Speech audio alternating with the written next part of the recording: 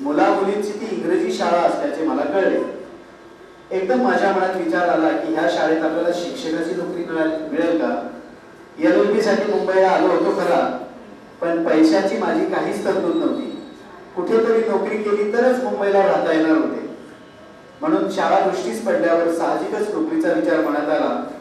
चौकशी तर करूया असे म्हणून मी तसाच पायऱ्या चढून आत शिरलो. प्रिन्सिपलचे ऑफिस अगदी समोरच होते. मी आत डोकावून पाहिले. तो एक मध्यम वयाचा मोठा देखणा आणि भव्य ग्रस्त टेबलापाशी बसला होता.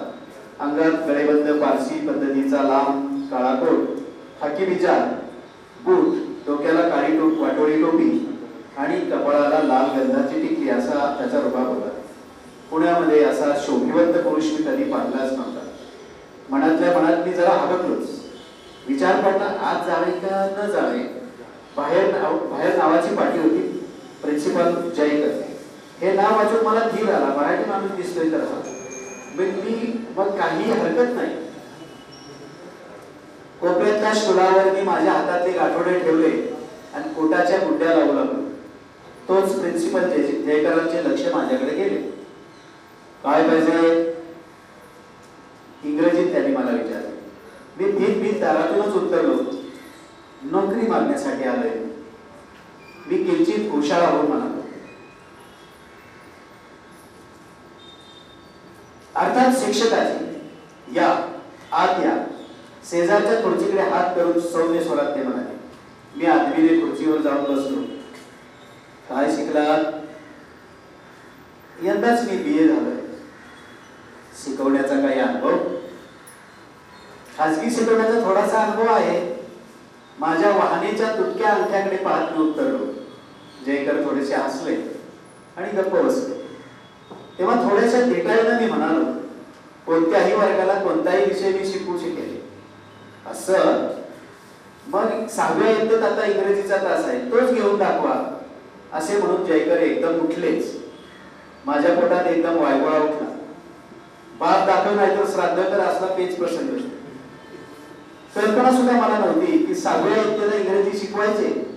काहीतरी तयारी तरी करायला हवी ना.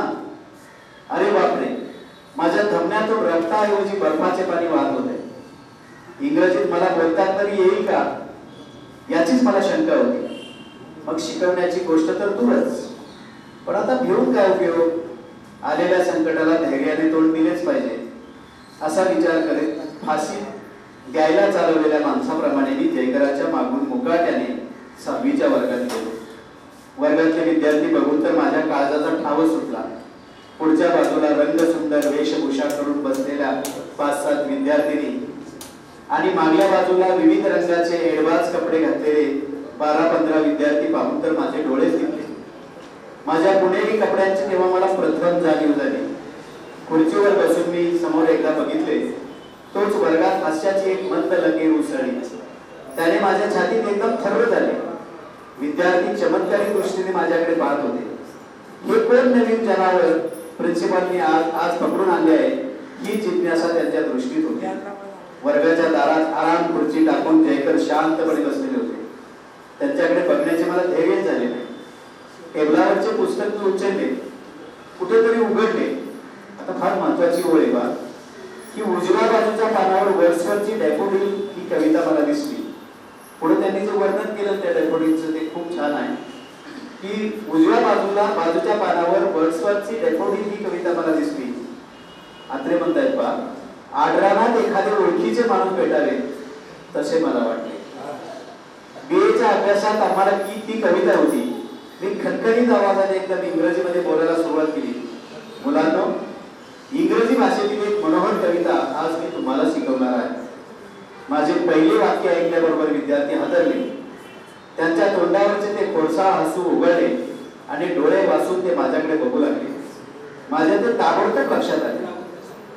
मग मी काय थांबतोय अशी भरधाव गाडी सोडली म्हणताय मी माझ्या तोंडाची.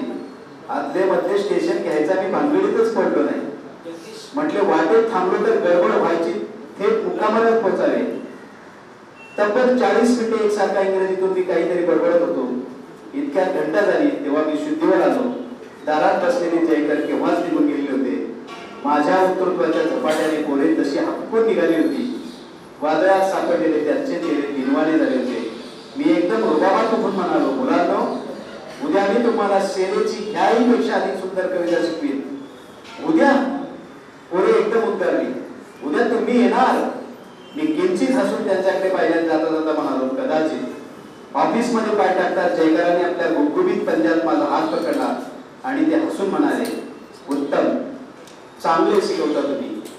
उद्यापासून या कामाला. इथे आपण थांबूया. धन्यवाद.